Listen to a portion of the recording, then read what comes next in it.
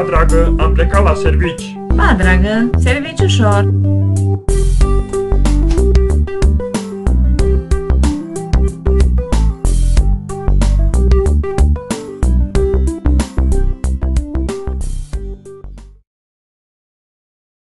Să trecem la treabă.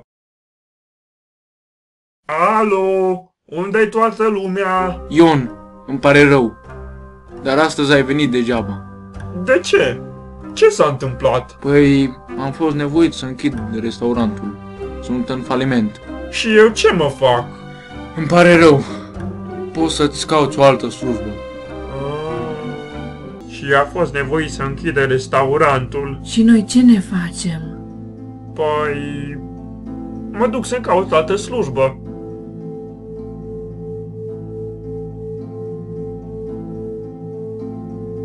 Bună ziua! Îmi pare rău, nu se mai fac angajări.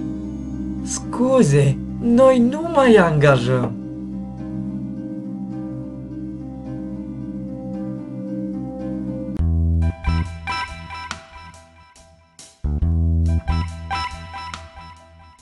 Wow!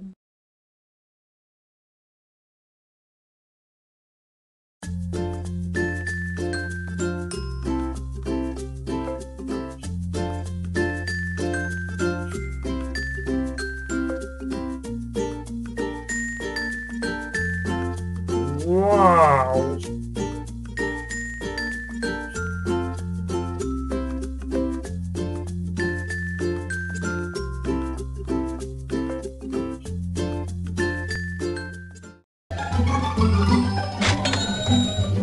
Wow!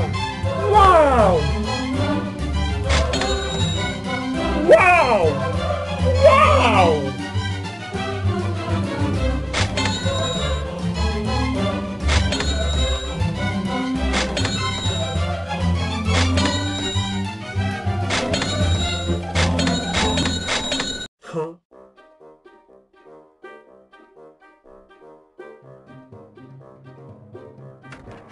Domnule președinte, știu cum să schimbăm țara asta. Țara noastră e despărțită de Europa de o prăpastie. Trebuie să construim drumuri peste prăpastie ca să poată veni europenii la noi.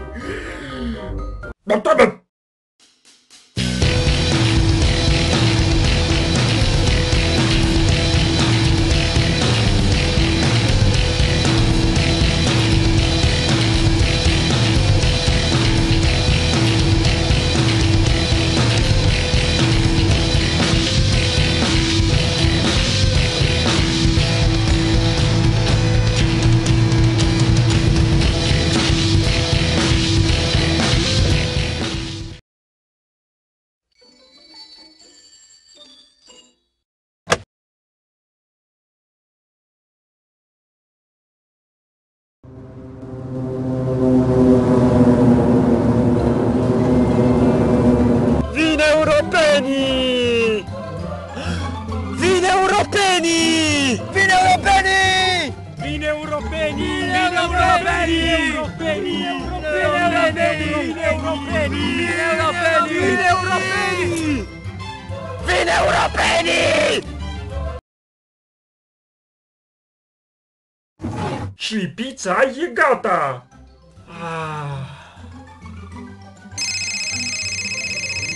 Da, iubita. Da.